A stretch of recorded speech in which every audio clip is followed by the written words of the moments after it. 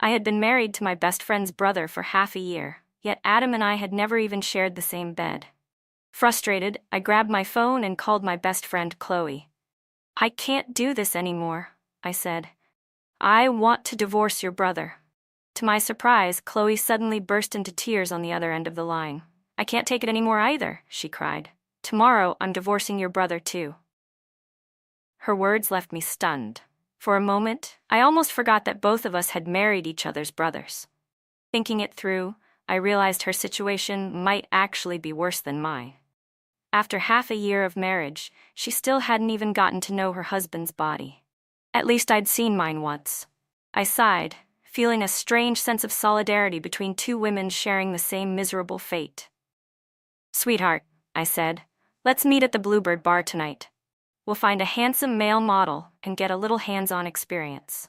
I arrived earlier than Chloe, reserved a table, and started snacking on sunflower seeds while waiting. 5 minutes later, she appeared in 10-centimeter heels, her smoky cat-eye makeup giving her a wild, sultry charm. With a flick of her wrist, she ordered a round of drinks and sat down with a dramatic sigh.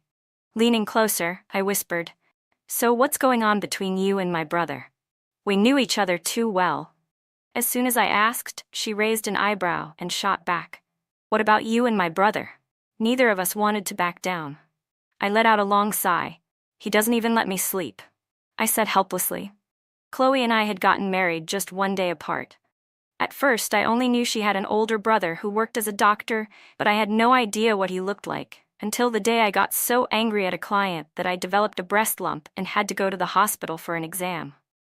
Worried that some sleazy old doctor might harass me, Chloe asked her brother, Dr. Adam Lewis, to examine me instead. Back then, I thought, how handsome could he possibly be? But reality hit me hard the moment I saw him. When I laid eyes on Adam, my heart skipped a beat. It was the first time I'd ever experienced that dizzy, fluttering feeling of being smitten. He wore a surgical mask, showing only his beautiful, distant eyes, but I could still imagine every perfect line of his body beneath that crisp white coat, so perfect it made my aesthetic sense explode. After the exam, I immediately asked Chloe for his number. She warned me, "My brother's really cold, don't get your hopes up."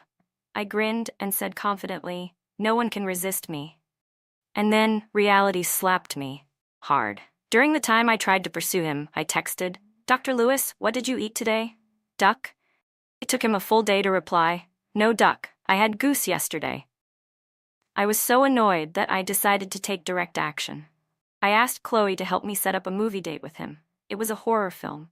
Adam sat calmly, his eyes fixed on the screen, while I let out a soft, "ah," and pretended to be scared, snuggling into his arm. When he looked down at me, I blinked up at him, and the words slipped out before I could stop myself. "My chest still hurts a little. Dr. Lewis, could you check it for me?"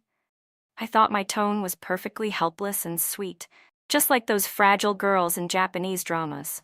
But he just stared at me in silence. Behind his silver-rimmed glasses, his deep eyes were like whirlpools, pulling me in until my heart raced. The atmosphere was perfect. So perfect I thought he might finally kiss me. But in the next moment, he stiffly pushed me away. His Adam's apple moved as he said in a low, steady voice, "Watch the movie properly, or you'll waste your money." How could I even describe my expression at that moment? Furious? Humiliated? Probably both. To think that even I could end up capsizing in such shallow waters. I really couldn't take it anymore. Honestly, I couldn't. Chloe's brother wasn't just emotionally numb. There was definitely something wrong with him. When it came to that kind of thing, I completely lost the mood to snack on sunflower seeds. I grabbed a bottle of whiskey, popped it open, and made up my mind. I wasn't going home until I was drunk. Chloe let out 2 frustrated shouts before clinking her glass against mine. "I can't keep doing this either," she groaned. "What a waste of such a handsome face. But that mouth of his, ah, it's like it's connected to a venom gland. He could probably poison someone to death just by talking." She slammed back another drink and went on. "A few days ago, I bought this new dress. You said it looked great, remember? I sent him a photo, and guess what he said? He told me it was so tight, it looked like something made for a praying mantis. Seriously. Has he ever seen a praying mantis with curves like mine? I couldn't help but burst out laughing. Chloe had always been a sucker for good looks, just like me. The moment she first saw my brother, she fell for him instantly. We both pulled strings to get the weddings arranged, thinking married life would be sweet and full of love. Who would have guessed it'd turn out even duller than a nun's life in a monastery? Chloe slammed her glass down again, fuming. And another thing, I don't get your brother at all. He's a lawyer, but does he really have that many cases every day? He spends all his time locked up in his study. The most we talk is through text on WeChat. Honestly, I'm starting to think he has someone else out there. The more she spoke, the more agitated she got, her voice growing louder. I stared into the swirl of liquor in my glass and nodded in complete agreement. I think your brother's seeing someone too. I walked around in a silky nightgown right in front of him, and he didn't even flinch. Didn't so much as touch me. And last week, when I asked him what kind of handbag he liked, he said there was no rush. I mean, come on. If a man has zero desire for a woman, there's an 80 to 90% chance he's just not into her at all. I hate that I'm married and still haven't even gotten a taste of the goods. Two useless bastards, Chloe cursed, smacking my shoulder with righteous fury. Let's divorce. I'll do it tomorrow, you do it the day after. We'll take their money and go live our best lives. That actually didn't sound like a bad plan. Chloe and I were both the type to say something and do it right away. The next morning, we each went home to get our household registration papers. Since she was filing first, I went with her to her family's place. Their old house was in a nearby city, and we decided to go without giving anyone notice. We thought the big villa would be empty except for a few maids, but the moment we walked in, we froze. A few wealthy ladies were sitting around the mahjong table, playing and chatting away. I leaned close to Chloe and whispered, "Didn't you say your mom was traveling?" She looked just as confused. She was. She even posted pictures on her WeChat yesterday. "Oh, great," I muttered. "What if she finds out why we're here? What do we do then?" "Just act natural," Chloe whispered back nervously. "I know where the papers are." Her mother, Mrs. Lewis, spotted us and her eyes lit up. "Well, look who's here. What brings you two to home?" she asked warmly. Chloe forced a smile, gave a vague excuse, and quickly dragged me into the elevator. We spent nearly an hour searching every corner upstairs, but still couldn't find the household register. I sat on the sofa, anxious, before standing to help her look. Just then, my phone buzzed. It was a message from Adam. "Mom said you went back to the old house?" I thought for a second, then replied with a sticker that basically said, Yeah. A moment later, another text came in. "Have fun. I'll pick you up after work." I told Mrs. Wong to make sweet and sour ribs for dinner. You like those, right? I stared at the message for a long time. What's this about? He's in a good mood today? Last night, he couldn't even stand being near me. Thinking about it just made me angry again. Chloe and I had gotten drunk together, and both Adam and my brother came to pick us up, one carrying each of us. Chloe was loud and rowdy, while I was quiet as a lamb. I'd planned to take the opportunity to talk to Adam about divorce, but I ended up falling asleep halfway home. When I woke up, Adam was helping me remove my makeup. That face of his. God, it was unfair how handsome he was. The alcohol had gone straight to my head, and seeing his long, pale fingers so close made me dizzy. Without thinking, I grabbed his hand and pressed it against my chest, murmuring dreamily, "Dr. Lewis, every time I look at you, my heart beats so fast. Can you help calm me down a little?" I mumbled, leaning into his chest. Adam held his breath for a moment, then gently told me to lie down. After that, he quickly finished removing my makeup. His warm breath brushed against the shell of my ear as he spoke, sending a tingling shiver down my spine. My heart felt itchy, restless, and numb all at once. Without even thinking, I began slipping off my clothes. My outer shirt fell to the floor, leaving me in only a thin spaghetti-strap dress. My pale shoulders were completely exposed, and droplets of water that hadn't yet dried slid along my collarbone, soaking through the light fabric. I didn't care. I felt warm, dizzy, strangely at ease. My gaze blurred as I fell into his arms. "Dr. Lewis," I whispered, "we still haven't spent our wedding night yet, have we?" We were so close that just an inch more and sparks would have turned into fire. Adam was sitting on the rug, and I was straddling his waist, thinking that maybe, finally, I'd get what I'd been craving for months. But instead of giving in, he frowned. His large hand caught mine mid-motion as I started unbuttoning my dress. "Emma, you're drunk," he said in that calm, even tone. "Be good and let me make you some hangover soup, okay?" I froze on the spot. His voice was gentle, but there was no warmth in it, no trace of desire. His dark eyes, deep like a still lake, reflected nothing back at me. Adam Lewis didn't feel a single thing for me. The realization hit hard, and I burst into tears right then and there. Thinking about how pathetic I must have looked last night made my stomach twist. And now, seeing his cheerful text message this morning only made it worse. Annoyed, I shut off my phone and refused to reply. Just then, the bedroom door swung open. Mrs. Lewis poked her head inside. "What are you two looking for in here?" she asked. Chloe, who had been frantically digging through drawers, snapped in frustration. "We're looking for the household register. Something came up." The entire house went silent. Even the ladies who had been playing mahjong downstairs quietly packed up and slipped away. In the living room, Mrs. Lewis sat us both down on the sofa, watching Chloe closely with suspicion. "You want to get divorced?" she asked slowly. Chloe bit her lip. There was no use hiding it anymore. She clenched her fists and nodded, like someone ready to face a firing squad. "Yes, I want a divorce, I'm done." Mrs. Lewis's expression darkened. She ground her teeth and glared at her daughter. "You were the one crying your eyes out, begging to marry Ethan in the first place. Did you already forget what you said? You told me you couldn't live without him. And now, you're causing a scene like this?" I felt a pang of guilt myself. After all, I had chased Adam so hard before our marriage, too. Who would have thought he'd turn out to be practically a monk? Honestly, sometimes I hated that I wasn't a man. If I were, Chloe and I could have just ended up together and been done with it. Chloe sighed, sounding completely defeated. "Mom, forcing a relationship never ends well. Ethan doesn't love me, and I'm done pretending. I've decided to stay in New York." She gave a bitter little laugh. "They say Shanghai's full of handsome men. Well, so is New York. I could grab a random guy off the street and he'd still be better than that cold-hearted jerk."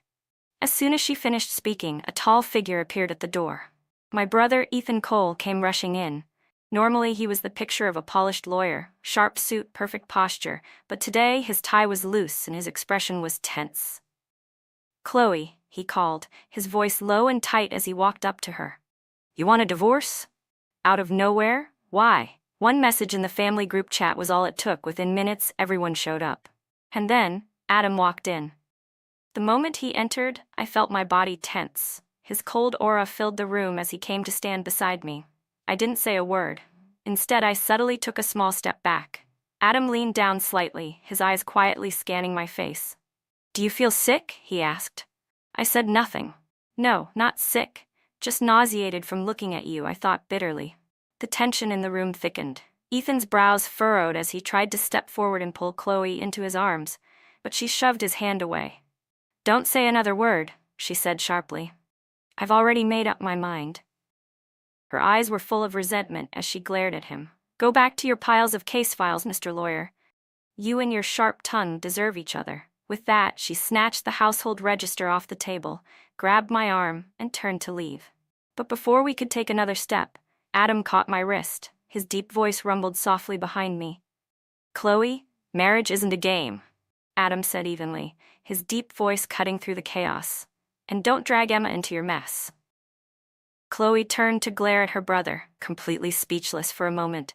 "What are you even trying to say? You're not in any position to lecture me. You're about to be dumped too." The moment she said that, every pair of eyes in the room shifted to me. My heart skipped a beat. He doesn't love me," I mumbled, lowering my head and clutching the hem of my dress tightly. What was I supposed to say? That a man with a body like Adam Lewis's hadn't even let me touch him? That I'd gotten to the point where a small toy was more exciting than my own husband? If I said that out loud, wouldn't that just make me sound desperate? Before I could even process what was happening, thwack! Out of nowhere, Mrs. Lewis appeared, swinging a wooden cane right onto Adam's back. She didn't hit hard, but the sound was sharp and clear, echoing through the room. Her face was flushed with anger as she scolded him furiously. "What did I tell you, huh? I told you to be more proactive. And now look, your wife's about to leave you. Honestly, I don't know what's wrong with you." Then, just as quickly, she turned to me with a motherly tone, trying to soothe things over. Sweetheart, this boy has never dated anyone before you. Not even a single female mosquito has been near him. Please think this through. If he doesn't change, I'll personally introduce someone else to you. Chloe let out a groan, exasperated. Mom, your son doesn't look like someone who's never been in love. He looks like a robot. He's got zero warmth. He's in his 30s, but acts like an 80-year-old man. If this keeps up, Emma's gonna die of frustration. We can't just let this slide. I couldn't help it. I gave myself a mental thumbs up for having such an outspoken best friend. Adam pressed his lips together, and for the first time ever, that cold, emotionless face of his showed a flicker of guilt. He hesitated, then reached out a hand toward me as if wanting to take mine. But I immediately stepped back, 3 full feet. Hold my hand? Please. That'll cost extra. The room went completely silent. My brother Ethan cleared his throat awkwardly. I glanced at him and couldn't resist saying, no offense, but if Chloe doesn't want you anymore, maybe you should take a good look at yourself too. With that sharp mouth of yours, even a stray dog would probably get kicked if it walked by. What's your plan? Stay single for life? Chloe stifled a laugh and secretly gave me a thumbs up. Mrs. Lewis sighed dramatically, clutching her chest. Adam, do you even realize what a blessing it is that Emma's still willing to look at you? You should be grateful for 8 generations, and yet you treat her so harshly. Honestly, it's too much. At that very moment, my own mother called and started yelling at Ethan through the phone. For a solid hour, both Adam and Ethan just stood there taking the scolding, their so-called masculine pride completely shattered. I honestly thought they'd both give up at that point. But to my surprise, they ended up sharing the same idea. Even for a divorce, Ethan said, the law gives 30 days to reconsider. They both pulled out their bank cards at the same time, practically begging us to give them a month to make things right. Adam adjusted his silver glasses and looked at me seriously. Emma, I've been too focused on work lately. You're right. I've neglected you. That's my fault. But I promise I'll make it up to you this month. I'll treat you better from now on. The Hermes bag you wanted, it's already on its way. Here, take this card. And if you want to go to that high-end Bulgari jewelry event next week, just swipe it freely. I just stood there, stunned, barely able to react to his perfectly composed apology with benefits speech. But then Ethan stepped forward, straightening his tie, refusing to be outdone. He turned to Chloe with his usual lawyer-like poise and said, Sweetheart, I admit I've had a bit of a professional flaw. Too sharp-tongued, too blunt, but that's not what I really mean. I say one thing, but I think another. He held out his card. Take this. It's your allowance. Didn't you just post on social media about wanting to buy that Steinway piano? I'll take care of it. As long as you forgive me, consider it done. Then both men looked at us, at Chloe and me, with such deep, earnest eyes, as if they were pouring a lifetime's worth of affection into that single moment. In that moment, neither Chloe nor I agreed to the divorce outright. But those 2 shimmering bank cards in front of us, oh, they glowed with such seductive light it was almost hypnotic. We exchanged a glance, and in each other's eyes, I swear we both saw the same dazzling golden sparkle. Pure temptation. The room fell silent. Everyone was waiting, holding their breath for our reaction. My fingers itched, but I couldn't let myself look weak. Then suddenly, an idea flashed through my mind. I reached out and snatched my brother's card first. You think a little hush money like this is enough for Chloe? I said, pretending to sound insulted. Chloe immediately caught on and grabbed her brother's card too. Please, this isn't even enough for Emma to floss with. Afraid the guys might change their minds, we clutched the cards tightly, linked arms, and walked out as calmly and gracefully as possible. After 2 steps, we spun around and declared with perfect synchronization, we're not the kind of women who can be easily bought with a few lousy dollars. Later that night, at my private villa, Chloe and I sat together in the living room, trading the cards back to their rightful owners. We stared at each other in silence for about 2 seconds before bursting into uncontrollable laughter. I didn't expect your brother to be that rich, I said, giggling. She smirked. And I didn't expect yours to have that much finesse either. Out on the balcony, we curled up comfortably on the outdoor sofa, sipping red wine and watching a movie under the soft glow of the nightlights. Halfway through the film, Chloe tilted her head and asked, "So, how much did he give you as emotional compensation?" I gave her a teasing look. "You go first." She groaned in mock annoyance at my caution, stood up, and disappeared into the other room. When she came back, she was holding a velvet box. Opening it, she revealed a gorgeous white jade bracelet that gleamed under the light. "Your mom had the housekeeper deliver this to me," she said with a proud smile. "And I have to say she's got excellent taste. I'll find one just as nice for you next time. So, what did my mom, well, your mother-in-law, give you?" I pulled out my phone and showed her the message I'd gotten earlier. She said she's going to organize a private fashion exhibition for me. As soon as the words left my mouth, I froze for a second, then laughed and corrected myself. "Wait, what am I saying? It shouldn't be your mom or my mom. We should be calling her our mom now." Chloe blinked, then nodded rapidly. Right, our mom." Just then, my phone chimed again. A message from Adam. For the first time ever, he actually asked if I'd eaten dinner. He said he'd cooked sweet and sour ribs, the dish I liked most. There was even a picture attached. A dinner table with just that one dish, nothing else. It looked so lonely, yet the glossy red ribs with thick sauce looked so delicious I could practically taste them through the screen. I stared at the photo for a long time, torn between irritation and curiosity, before deciding not to reply. But then, another message popped up. This time, it was a photo of Adam's bare abs. Before I could even click on it, the message was deleted. Adam Lewis sent a photo. Message recalled. Yeah, right, accidentally sent, my ass. As if I wanted to see it anyway. I locked my phone with a huff and noticed that Chloe had already fallen asleep on the couch. I went to grab a blanket to cover her, but her phone kept buzzing nonstop. Rolling my eyes, I switched it to silent mode. After finishing my nightly yoga routine, I was just about to climb into bed when my phone rang again. Without looking, I answered, assuming it was a regular call. Only when I lifted the phone did I realize it was a video call, and suddenly the screen was filled with skin. The room on the other end was dimly lit, bathed in warm shadows. My little cat, Peppy, was perched right on top of Adam's chest, her soft paws pressing against his bare skin as she looked at me and meowed sweetly. But then my eyes drifted lower, to his firm abs and the sharp lines of his chest. I froze. Was Adam Lewis trying to seduce me? Through the screen, Peppy seemed to notice where my attention had gone.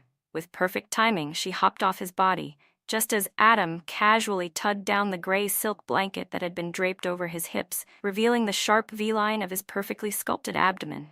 Oh my God, my nose almost started bleeding right then and there. It wasn't that different from the last time I'd accidentally walked in on him after a shower. Those chiseled muscles, the way his body practically radiated testosterone. I still hadn't seen everything, but what I did see was enough to send my heart into overdrive. My pulse quickened uncontrollably as I stared, silently, for what felt like forever. Then Adam turned his head toward me, a faint smirk curling at the corner of his lips. His voice, low and teasing, came through the speaker. "Like what you see, Emma?" Our eyes met through the screen, and I froze, wide-eyed, completely flustered. "Who's looking? No one's looking. You shameless man." He chuckled softly, that low, infuriatingly gentle laugh that somehow made my stomach twist. "My bad," he said, his voice smooth as silk. "Did you get the picture I sent earlier?" I frowned, confused, until he continued. "Peppy didn't eat much today." Right? He had sent me a photo earlier of Peppy eating dinner, along with a message. "She doesn't seem to have much appetite lately. Maybe she misses you." On screen, Peppy looked up at me, her little face pitifully drooping. "Ach, you only know how to fuss over the cat," I muttered. "If someone didn't know better, they'd think you were the one missing me." Playing along with his tone, I replied, "Don't worry, I'll come pick her up in a few days." He didn't respond right away. I was about to hang up when his voice came again, a little lower, a little rougher, almost hesitant. "And, what about me?" My phone beeped a low battery warning just then. While fumbling for the charger, I muttered without thinking, "What about you?" He went quiet. Over the next few days, Adam started acting completely out of character. He suddenly found every possible excuse to get my attention. random texts, calls, photos, even questions about things he never cared about before, but I ignored him beautifully. After finishing the Bulgari jewelry exhibition, I threw myself into preparing for my upcoming fashion show, busy auditioning models and coordinating outfits. When the Hermes delivery finally arrived, my phone buzzed with a text from my brother, Ethan. He asked, "How's Chloe doing lately?" I smirked. $10,000 per question. A second later, ding. The money hit my account. Wow, that was fast. So he asked again, "How's she been?" "She hasn't been replying to my messages." I typed lazily. "Oh, Chloe? She's been hanging around that new intern at the TV station. Cute kid, maybe 22. She laughs every day now. Sweet talk really works on her. Honestly, you should be worried. Every time she comes home, she complains he's so dumb it's adorable. She even said, if I ever fall for someone like him, may lightning strike me." Ethan didn't reply for a long while. Then finally, "Does she need anything?" "I want to buy her something." "Buy what?" I replied. "You're too slow. Just transfer the money." He fell silent again. Right then, Chloe called. I forgot all about Ethan and slipped out to the tea room to answer. She was laughing so hard she could barely talk. "Emma, guess what? My brother just video called me. He asked how your fashion show was going, so I told him it's been amazing. You've been out with 2 or 3 tall, sexy male models every day. Said you were living your best life. Girl, you should have seen his face. That hopeful expression of his just, poof, disappeared, like watching someone get hit by a truck. For the first time ever, he looked like he was constipated. I swear I almost died laughing. I nearly spit out my tea. That's my girl. Teamwork makes the dream work." She grinned. "Exactly. Perfect sister-in-law coordination." I told her about Ethan's messages, and her smile immediately faded. After a pause, she let out a cold laugh. "Good. Let him suffer for once." That was the spirit. Honestly, I figured my brother would need divine intervention before Chloe ever forgave him. But I couldn't afford to lose our bet either. I'd always been a woman of my word. Unfortunately, things didn't go quite as planned. My mother insisted I bring Adam home for dinner. And that's when things almost got out of hand. It was raining outside, a cool drizzle tapping against the windows. I had just gotten out of the shower, yet my skin felt hot and restless, like there was a slow burn under my clothes. Adam had just showered too. He stepped out of the bathroom with only a towel wrapped loosely around his waist. Water dripped from his damp hair, trailing down his collarbone, along his abs, and disappearing beneath that towel. I couldn't help myself. I was both a face addict and a body addict. My eyes felt like they were glued to him with invisible tape. Adam noticed and gave me that slight, knowing smile. "Emma, what's wrong?" In his arms, Peppy was curled up comfortably, her little round eyes blinking as she looked at me. Adam absent-mindedly stroked her head, making her close her eyes in bliss. And all I could think was, God help me. I might actually explode. The moment I saw that scene, frustration exploded inside me, and before I could stop myself, the words slipped out. "Who said I was your wife? If you're gonna hold something, then hold me, not the cat." My voice came out louder than I expected. Adam froze, and Peppy let out a startled meow before leaping from his arms in fright. The sound of rain tapping against the window filled the silence. Droplets gathered like strings of pearls, then slid down the glass one by one. I suddenly realized what I'd just said, my face burning hot. I turned away quickly. It's too hot. I'm going to bed," I muttered, retreating to the bedroom and turning on the air conditioner. I had planned to let Adam sleep on the couch, but in my daze, I forgot to lock the door. Somehow he slipped in, and before I knew it, he'd climbed onto the bed and wrapped his arms around me. I struggled, but he easily pinned my wrists, his strength overpowering mine. His voice, low and rough, carried an unfamiliar hint of hurt. "Emma," he murmured, "you told me you'd give me time to change, but I still haven't had the chance to talk to you properly. I text you every day and you never reply. It makes me nervous, restless." He took a deep breath, his words trembling with guilt. "I admit I neglected you these past 6 months. Work at the hospital's been overwhelming, but I never stopped thinking about how to make it up to you. I was planning to take a long break later this year and take you traveling, but before I could even say that, you stopped needing me." He buried his face against my neck, his warm breath brushing my skin. It felt like every exhale of his was fire, heating my blood until I thought I might melt. Get off me, you're burning up, I snapped, pushing at him with my foot. Right then, Peppy trotted into the room, brushing her tiny body against my leg. Adam picked her up and smiled faintly. See, even Peppy missed you when you were gone. His voice softened, and I did too. Peppy stretched, pressing her head affectionately against my cheek. I stared at Adam's face, so handsome, so calm, almost unreal. My brain went completely blank. Wait, hold on, I needed to reboot. Okay, reboot complete. Under his expectant gaze, I tilted my head, gave him a cold smile, and said, Oh, you missed me, huh? Then prove it. Take off your clothes. Let me see how much you missed me. He froze, his thick brows furrowed, his entire expression locked in shock. The air conditioner hummed softly, but it couldn't cool the feverish heat spreading through me. I threw the blanket off and sat up. Adam Lewis, I said flatly, do you really not get it? Or are you just pretending not to? His lips parted slightly, his voice rough and uncertain. Get what? Ugh, I glared at him. You won't even take off your clothes. All this talk about being faithful, it's just an excuse. My chest tightened with frustration. Tell me, Adam, did you ever actually like me? From the beginning, it had always been me chasing him, me giving everything, me being the fool who believed love was mutual. I suddenly remembered the day we got married, signing our papers together. Back then, I truly believed we were in love. In the photo we took, he had smiled so brightly under the golden sunlight, as if our future would be radiant too. But then Adam pulled me into his arms, holding me tight. His voice trembled softly beside my ear. I love you, Emma. The scent of our mixed body wash lingered in the air, dizzying and warm. For a moment, all the resentment that had been building inside me cracked open. Tears stung my eyes. I shoved him away, my voice shaking. Then why won't you touch me? I shouted. We're husband and wife, but you treat me like some stranger. I have to bathe, cleanse, and choose a lucky day just to sleep with my own husband. And even then, you still reject me. My tears fell uncontrollably.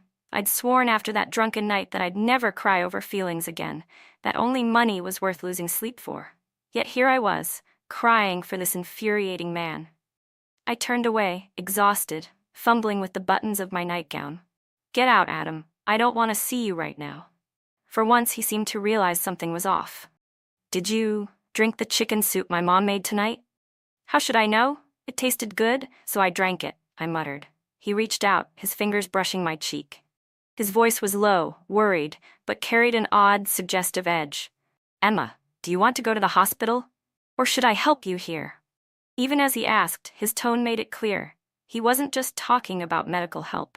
His long, slender fingers slipped under the collar of my shirt, tracing a slow path along my skin. My breath hitched, my lashes trembled, and my eyes filled with tears I didn't even notice falling. I didn't know what happened after that, only that my whole body felt as if it were floating among clouds. Adam's surgeon hands, those deft, precise fingers that held scalpels with steady perfection, moved over me with agonizing gentleness, unraveling me piece by piece. I'd once teased him, asking what else those hands could do besides cut people open. I never imagined I'd get the answer so soon, or in such a way. While my mind was drifting somewhere between pleasure and disbelief, his voice brushed against my ear, low and husky. Do you want to know why I never touched you before? I barely managed a sound. Chloe told me you don't like kids, he said, his tone slow, almost defensive. And condoms aren't 100% effective, so I decided to get a vasectomy. I just didn't have the time until 2 months ago. He sounded almost annoyed as he continued, his movements growing rougher. I hadn't even had the chance to tell you before you asked for a divorce. Not even a chance to surprise you. If I'd known all you wanted was for me to hold you like this. His voice dropped lower, his breath brushing my skin. Then I would have loved you properly, just like tonight. My eyes flew open, and I quickly grabbed his wandering hand. Adam, have you lost your mind? He chuckled softly, his voice dark and teasing. Relax, it's only 3 fingers. You can handle it. I didn't even have time to react before he murmured again, coaxing. You could return the favor, couldn't you? My vision blurred. Before I could say anything, he guided my hand downward. My whole body jolted, but he caught my wrist, patient yet firm. That's it, he whispered. If you're going to catch something, hold it tight. God, your brother's seriously sick. I muttered through gritted teeth, my voice shaking. In the middle of my flustered haze, I somehow managed to grab my phone and text Chloe. Your brother's insane. A moment later, a voice message came back. Chloe's tone was hoarse but amused. Yeah, well, so is mine. Before I could even process that, the bedroom door swung open. Adam walked in, shirtless, holding a medical document, and handed it straight to me. Vasectomy certificate, he said simply. The dark look in his eyes had disappeared, replaced by a calm, smug satisfaction. See? No more misunderstandings. Can you forgive me now? I froze, staring at the paper, then suddenly remembered the bet I'd made with Chloe. If I forgave him first, I'd lose. I hesitated, torn, but before I could decide, Adam cupped my face and kissed me. His lips were soft, tasting faintly of peaches and honey, gentle, uncertain, achingly sweet. The kiss was so tender it made my body tremble. When I finally came back to my senses, he leaned down again and caught the tip of my finger between his lips. What are you doing? I gasped, startled. You're gonna get me all wet. He blinked innocently, eyes glinting. You've got milk on your hand. A tingling sensation ran from my fingertip down my spine, leaving me breathless and speechless. What the hell? Since when is he this seductive? 10 minutes later, the air between us shifted. His playful charm disappeared, replaced by a strange silence. It happened because of one sentence, something I'd blurted out without thinking. He froze, his expression darkening, the warmth in his eyes fading to storm clouds. I used that moment to bolt, escaping the room before he could ask me another question I wasn't ready to answer. I needed at least a month before facing him again.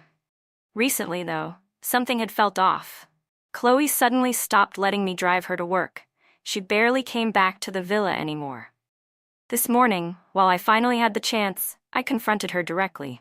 Who's been picking you up every day? She avoided my eyes, fumbling with her hair.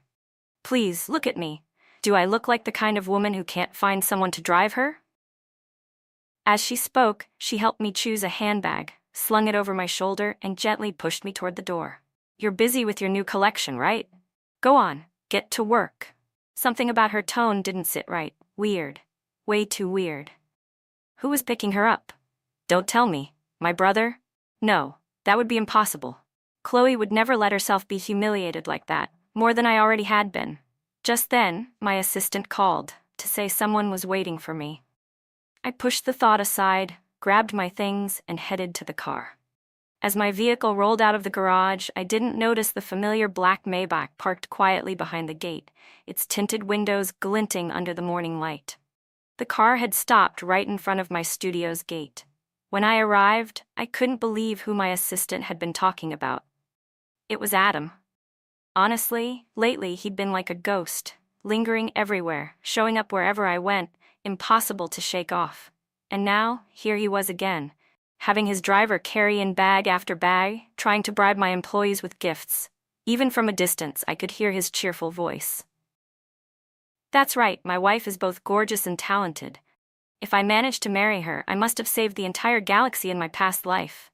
She's so busy she barely has time for me, so what else can I do but follow her around? I marched straight over and grabbed his arm. Don't you have a job to go to? He smiled, completely unfazed. Took a special day off. If I stop chasing you now, I might lose my wife for good. Then he leaned close to my ear and whispered something that made my cheeks heat instantly. Before I could respond, his eyes shifted, landing on the male model sitting nearby, who was getting his arm bandaged. Adam's voice turned cool. Is he one of those guys you have lunch with every day? I instantly remembered what Chloe had said the other day and decided to play along. I sighed dramatically. That's right. Adam made a small, dismissive sound. Average looks at best. Not really handsome. His lips curved faintly. Why don't you have lunch with me instead? I'll make sweet and sour ribs for you. He's younger than you, I teased. Before I could say more, the male model spotted me and waved. Hey, Emma. But before I could wave back, Adam stepped in front of me, blocking his view. Extending a hand with that calm, confident smile of his, he said, Hello. I'm Emma's husband. We're very happy together. No room for a third party to squeeze in. The model blinked in surprise, looking from him to me. Oh, I know who you are, Dr. Lewis. I've heard your name before. Adam's suspicious glare softened a bit, clearly caught off guard. You have? The model chuckled, awkwardly. Yeah, but it's not exactly from your patients. It's more like from Emma's stories.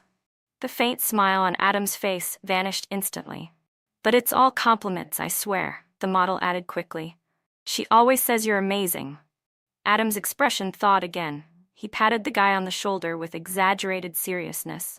You're a good man, handsome, upright, you'll go far in life. I was speechless. Seriously, this man could switch moods faster than a light switch. As I was trying to think of a way to get this saintly husband out of the building, I suddenly spotted Chloe walking toward us. Panic shot through me. I grabbed Adam and pulled him into the storage room. Chloe's here. Hide now. He looked at me helplessly. Why should I hide just because she's here? Before he could step out, I cupped his face and kissed him on the cheek. Behave. We're not officially back together yet. He looked at me deeply, tilting his head. Then give me another one. I smacked his chest lightly. He chuckled, then pulled me close and kissed me hard, before finally retreating into the storage room. When Chloe reached me, we went shopping together at the nearby mall. Adam, of course, followed behind us like an overly tall shadow. Occasionally, my phone buzzed with his sarcastic texts. You two look so close. Should I start shipping you as a couple? I rolled my eyes and started typing a reply, but Chloe suddenly grabbed my hand. Emma, she whispered, I feel like someone's following us. My heart skipped a beat and I forced a laugh. Don't be ridiculous. God, Adam, I told him not to trail me. But then, even I started to feel something was off. I glanced around, uneasy. Chloe, I think I just saw my brother. She was texting, but when she heard me, her head snapped up, eyes wide. What? That's impossible. He's definitely working on a case right now. I narrowed my eyes, half teasing, half nervous. Don't forget our bet. She nodded quickly. I remember, whoever gives in first has to wash the other's dirty socks for a whole year. Exactly. So if you get caught, you'll have to do laundry duty for Adam too. She groaned. Ugh, don't even say that. But as I was laughing, another thought suddenly hit me. Wait, Chloe, when exactly did you tell your brother that I don't like kids? She paused, thinking for a long moment before finally answering. I didn't tell him that, Chloe said, frowning. Then her eyes widened in realization. Oh wait, back in college. We used to watch all those videos about women's independence and, not having kids. We both said we didn't want children at the time. I must have just mentioned it offhand, but he remembered that all these years. As she said that, her eyes lit up like she'd just uncovered a conspiracy. Wait a second. What if he liked you back then? You used to come over to my place every single day, remember? That question stuck with me for days, swirling in my head like a looped melody I couldn't shut off. It wasn't until after the fashion show ended that I finally had time to corner Adam backstage in the makeup room. Tell me honestly, I said, blocking his way. When did you start liking me? He didn't even hesitate. Probably from the moment you told Chloe that if you liked someone, you should be brave enough to go after them. I blinked, stunned, trying to process his words. You're such a flirt, you know that? He caught my hand, kissed it, and grinned. I'm joking? A little. Truth is, I noticed you back in college, but I went abroad soon after, so I didn't get the chance to approach you. Then, when I came back and saw you again, I figured it was fate. Otherwise, do you really think I'd have agreed to marry you so fast?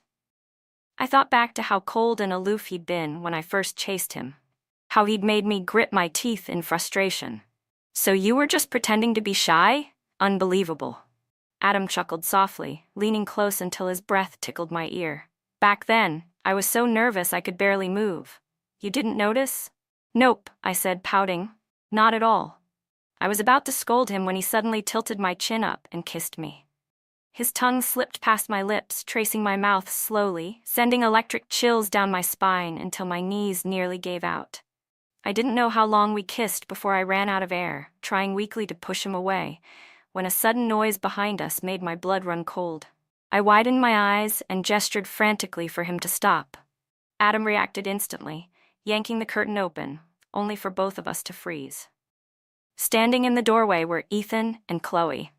I was still limp in Adam's arms, while Chloe, who'd sworn she'd never forgive my brother, was wrapped up snugly in his embrace, her eyes hazy and dreamy. For a few seconds, none of us said a word.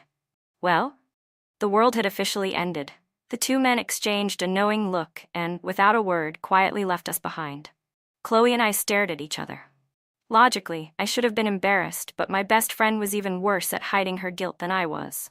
I cleared my throat and asked sternly, "So, since when?" She hesitated, then blurted out, "I don't know.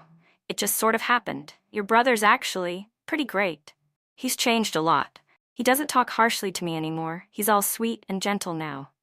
She went on, her voice bright with excitement. "He calls me baby, gives me his card to spend however I want, and he's still so fit. If I weren't already his wife, I'd totally want to perch on his shoulder like a little bird." I was speechless. Is that really something a high society heiress should be saying? Still, I wasn't about to let the opportunity slip by. "Caught you red-handed, which means you lose the bet. You'll be washing my socks for a year, and don't forget that piano you promised me." It took her a second to realize what I meant. She pointed an accusatory finger at me. "Oh, please. And what about you? You and my brother, what's going on there? You two kissed long enough to start a fire, and your neck's covered in hickeys." "Mosquito bites," I said coolly. "Then what about your lips? They're swollen too." "Also mosquito bites." She laughed so hard I gave up and confessed that Adam and I had made up. She admitted the same about my brother. "Wow," she sighed dramatically. "We really are best friends, even reconciled on the same day." "Right," I said with mock seriousness. "So about those socks." Just then, Adam walked in. I grabbed his hand and said, "Your sister says you're washing her socks." He glanced at Ethan, clicking his tongue. What kind of man doesn't wash his wife's socks? Ethan didn't argue. Instead, he gently kissed Chloe's cheek. "Baby, give me a kiss and I'll wash your socks and your lingerie too." Not to be outdone, Adam bit my lower lip lightly. "Don't worry, Emma, I'll wash everything for you, head to toe." I couldn't help but laugh. A few weeks later, during the 4-day holiday, the four of us went camping together. The night sky was clear, thin clouds drifting lazily across the moon. Ethan and Chloe were playing a board game by the campfire, while Adam and I sat side by side outside our tent, leaning against each other. The mountain breeze carried the scent of wildflowers. I looked down at the smooth stones near the riverbank and asked softly, "Adam, why did you become a doctor? Saving lives is such a noble thing to do. It must feel amazing, right?" He smiled faintly, eyes thoughtful even when he wasn't speaking. I suddenly remembered a news story I'd read years ago, about a doctor who worked tirelessly for days to save a patient's life, only to be stabbed by the family member of a different patient. He'd collapsed in the hospital corridor, calling for help. My chest tightened at the thought. "Adam," I murmured, "what do you think the northern lights look like right now?" He played absently with my hair, then tossed me his phone. "You tell me. Look it up." As I unlocked his screen, a few old search entries caught my eye. How to comfort your wife when she's angry. Ways to increase intimacy in marriage. Does seduction help in winning your wife back? How to use the soft approach without failing. Each query had a little warning beside it, flagged for excessive searches. I burst out laughing and tackled him, kissing him hard. "Adam Lewis, you're completely obsessed with me." He froze for a second, then smiled, his dark eyes gleaming. "Yeah, crazy in love with you." I blinked back tears, handing him the phone again. "If I ever see the northern lights," I whispered, "my first wish will be for you to stay safe, and for there to be a little more kindness in this world." He took my hand gently. "Then I'll wish for us to stay together forever." He noticed my tears and brushed my cheek. "Hey, why are you crying?" I didn't answer. He chuckled, his tone turning mischievous. "Let me guess, it's because of last night? Your knees were red this morning." My thoughts went completely off track.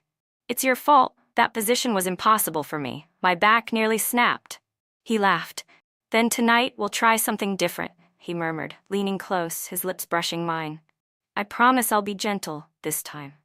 The campfire crackled softly, its warm glow reflecting in Adam's dark eyes. He was still smiling at me, that quiet, steady smile that had once driven me insane with confusion and now made me melt every time. For a moment, I thought about how ridiculous we both were. The fights, the misunderstandings, the late-night tears, all those times I swore I'd never forgive him. And yet here we were. He reached out, brushing a stray lock of hair behind my ear. "Emma," he murmured, "do you ever regret choosing me?" I leaned against his shoulder, feeling the slow rhythm of his heartbeat beneath my cheek. Like regret, I said softly. Only that I didn't make you fall for me sooner. He laughed quietly, pressing a kiss to the top of my head. The sound of Chloe's laughter carried from the fire, mingling with Ethan's low voice as they bickered playfully over their game. For the first time in a long time, everything felt perfectly at peace. The stars above shimmered like tiny fragments of glass scattered across velvet. The night air was cool and crisp, the kind that smelled of pine and promise. I tilted my head to look at him. Hey, Adam? Yeah? If someday we really do see the northern lights together, I said, smiling faintly, don't make any wishes. Just hold my hand, that'll be enough. He didn't answer right away. Instead, he pulled me closer, his lips grazing my temple. Deal, he whispered. But if I don't make a wish, how will I thank the universe for giving me you? I laughed, that kind of laugh that comes from deep inside your chest, light and free. And as the fire burned lower and the mountain breeze carried our laughter away, I thought that maybe, just maybe, love didn't have to be perfect to last. Sometimes it only needed two people who finally learned how to hold on, not out of fear of losing each other, but because they'd already found what they'd been searching for all along. And in that quiet moment, wrapped in his arms under a sky full of stars, I realized I wasn't chasing love anymore. I was home. Bookmark.